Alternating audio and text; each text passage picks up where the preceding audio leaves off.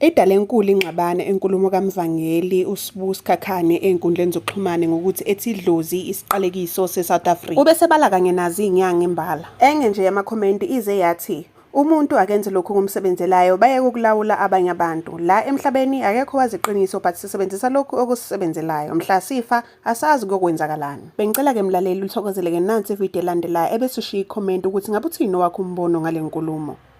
Yabona abafowethu singakhohlisana. Yabona mawungazani noJesu. Okay, noba uyazana naye. But uyixoki. Uphila ngokukhohlisa unembeza wakho, uhlabela abantu abafile. Uthi wena ufuna inhlanhla kubona noma wazana nabo noma uthi kunamasiko ufuna wagcina ukuthi impilo yakhe iphelele. Yabona mfowethu noma kuthiwa lo masiko akhe akusebenzela noma yini lo ukuthakatha okwenza nje kusebenzela. But khona into ewumbuzo oyi-1 yokuthi yabona mawungazani noJesu. Hey, I don't care mfethu ungafaka iphandla sesibo 7 isibe. Mawungazani noJesu. Ayi mfethu uyayizwa laba intuthu nje ejikeleza phezulu kwekhanda lakho ekutshelayo ukuthi engeke ikhonto eshodayo mfethu. Yabona mhla ufa. Yabona mfethu kothi konqamuka yonke into. Konqamuka upolitiki, konqamuka idlozi, konqamuka yonke into. Kusale wena nje unqunu, umphefumulo nje naked nje.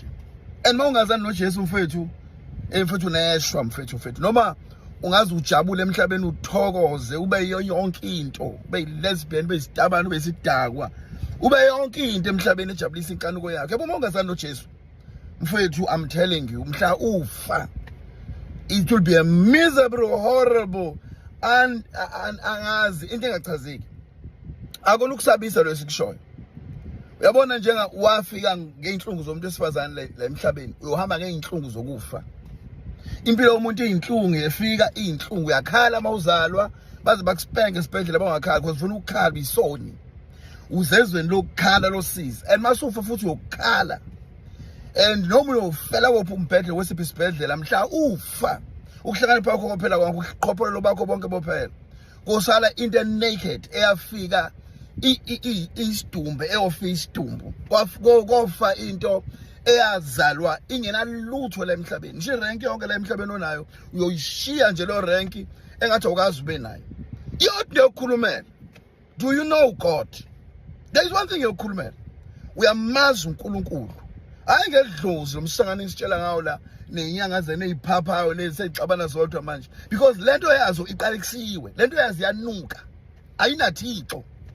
For the fact abantu bacanga ukuthi mawenza into uba successful, you know what I mean, it means ukuthi leyo nto isibusisa. Ayikho leyo nto. Ungaba successful ube namabhiliyoni ulahlwe. Yabafethu yabona ngikhohlisi mina. Uma ungazani noJesu, hayi mfethu ungazani noNkulunkulu, ungabuyisananga noNkulunkulu, zingathethelelwa izono zakho.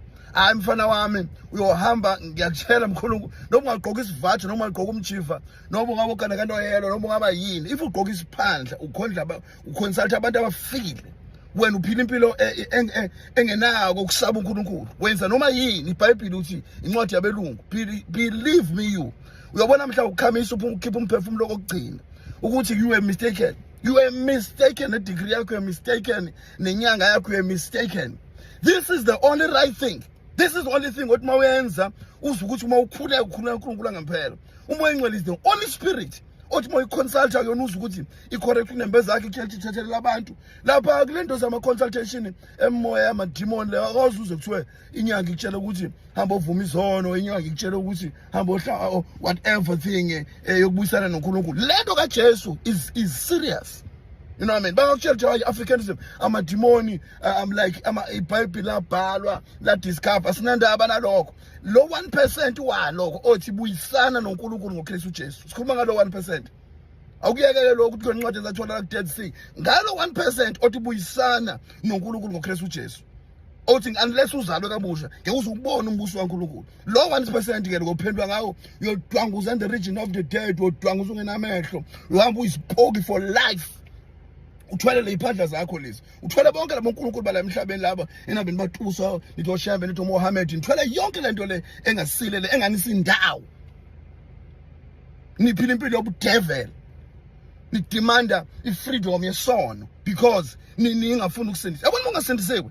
I don't care noba ubani, noma uyinkosi, noma ungawu-president, noma uqalekisiwe uyashunqa, uya less than an animal.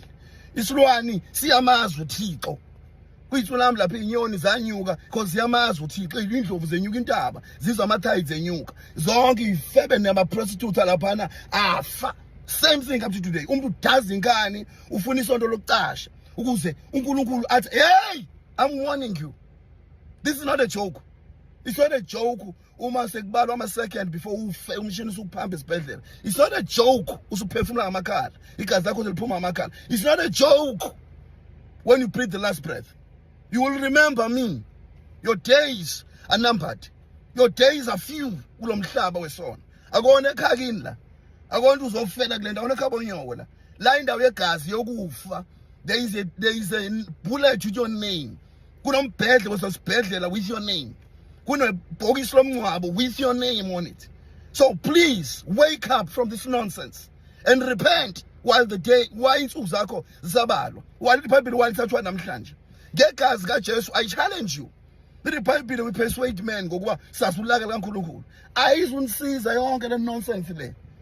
Yonke le nonsense itaba free la izikhuluma izama celebrities zikhuluma udoti ziyonuka esikhoko njengoSathane. Onke labantu abanikhulumela ama-political rights, they won't help your soul when you die. Those people are as useless as absent. Noba bangaba pity, noba bangathanda. Repent. The judgment day is coming. uNkulunkulu othanda, uNkulunkulu omusa, ekugcineni yoba uNkulunkulu olaka ne-judgment, ne-horrible disaster, ushunqa intuthu. So wena usuhlehle ekholweni, uhlehliswa ukuthi isono sidludede manje. I'm warning you. In Jesus Christ's name. Take this serious. Uphume wonke lamanyala lawo. Wamkela uJesu. Uphume wonke kulezi phandla lezi. Lale nyanga ezidla imali zeni zibhula amanga. Zenze izangoma ezinukayo. Sithwele. Hambe sithatha amadimoni lapha phansi kolwandle zokhohlisa abantu abankulunkulu. Ziyosha times 2.